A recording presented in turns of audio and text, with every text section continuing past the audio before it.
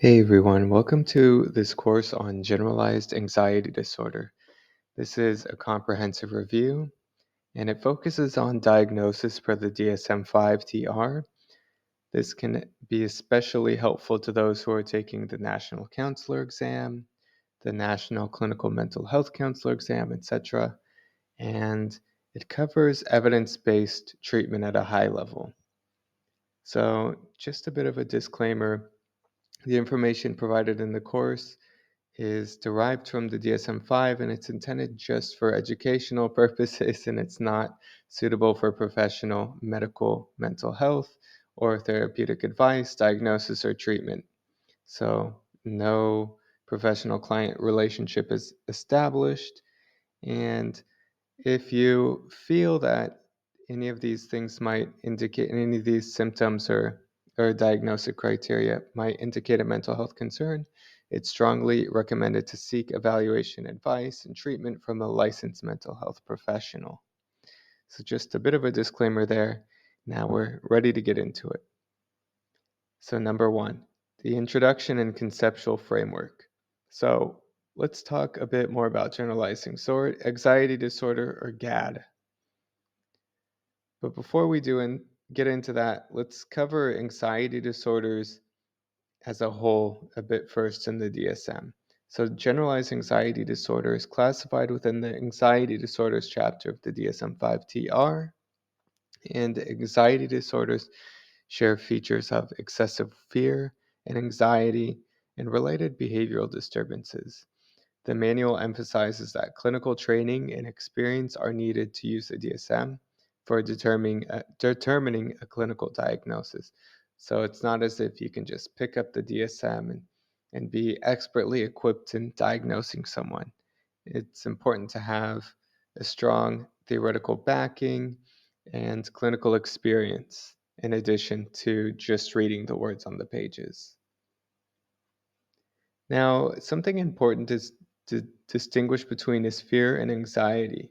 So, fear is the emotional response. We can think of it as a natural, organic emotion, and it responds to real or perceived imminent threat. And it's often associated with autonomic arousal. So, maybe you'll experience palpitations, your heart rate might increase, you might sweat, etc., and escape behaviors. Now, anxiety, on the other hand, is the anticipation of future threat. And more often, it's associated with muscle tension and vigilance in preparation for, again, future danger and cautious or avoidant behaviors. So let's talk more about GAD specifically. It's defined by excessive anxiety and worry, also known as apprehensive expectation, about multiple events or activities, which the individual finds difficult to control. This condition is recognized as a highly prevalent, chronic, costly, and disabling mental disorder. GAD is relatively common, with an estimated lifetime prevalence of 4.3% in the general population. And we'll get more into the nitty gritty of the diagnosis criteria later on. Before we do that, let's talk about the important quality of life considerations. So, generalized anxiety disorder is far from just everyday worry. It kind of jacks things up a bit, and it carries a substantial public health usage.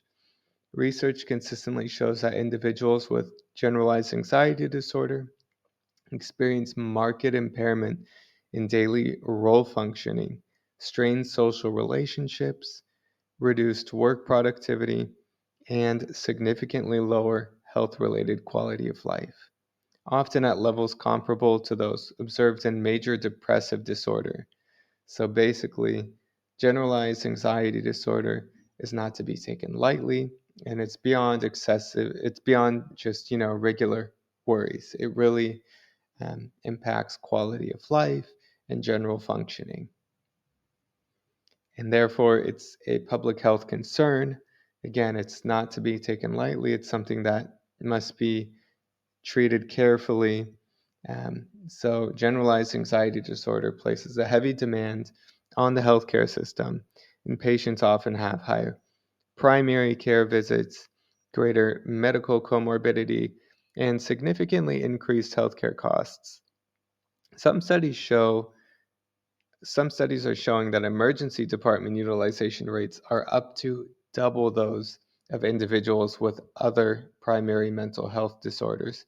So, in other words, even amongst those who already have mental health disorders, those with generalized anxiety disorder are up to being twice as likely to use the ER, the emergency room.